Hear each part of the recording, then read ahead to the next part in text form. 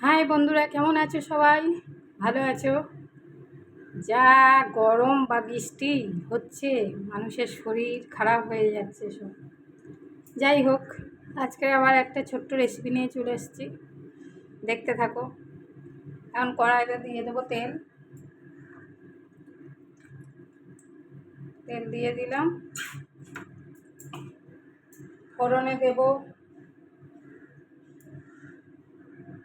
একটু ফোড়ন দিয়ে দেবো, 5 ফোড়ন।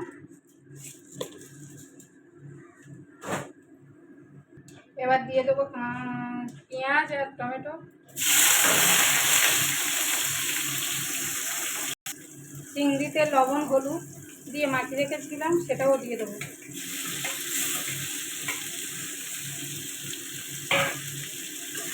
এটা ভালো করে ভেজে নেব। চিংড়ি, পেঁয়াজ, টমেটো একসাথে ভেজে নিয়েছি, বা পেঁয়াজটা ভাজাও হয়ে গেছে।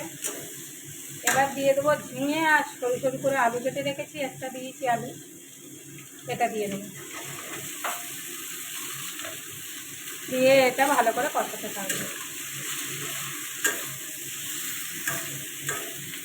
এর মধ্যে একটু লবণ দিয়ে দেবো, দিয়ে এটা ভালো করে কষাতে থাকবে।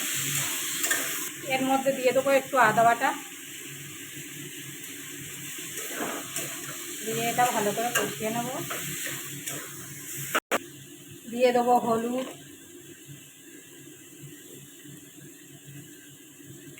একটু লঙ্কার গুঁড়ো, জিরের গুঁড়ো, দিয়ে এটা ঢাকা দিয়ে দেবো।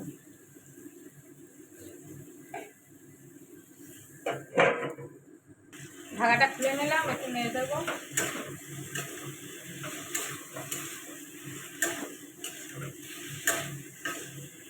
এটা আস্তে আস্তে হোক, আস্তে আস্তে হবে।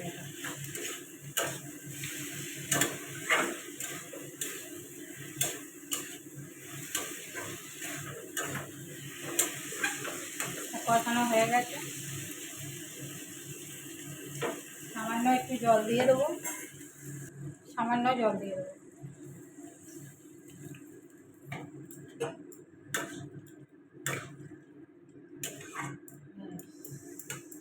এটা হোক।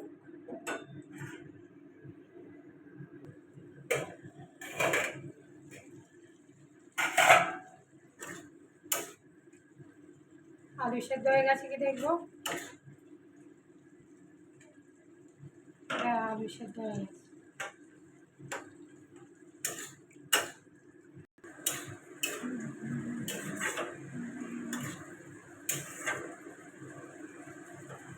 হয়ে এসছে তরকারিটা, এবার নামিয়ে নেবো। একটু বাদে হয়ে গেছে, এবার তরকারিটা নামিয়ে নেব। হয়ে গেছে, তরকারিটা নামিয়ে নিয়েছি। যদি ভালো লাগে লাইক কমেন্ট শেয়ার করো, ফলো করে দিও প্লিজ। সবাই পাশে থেকো একটু আমার। বাই।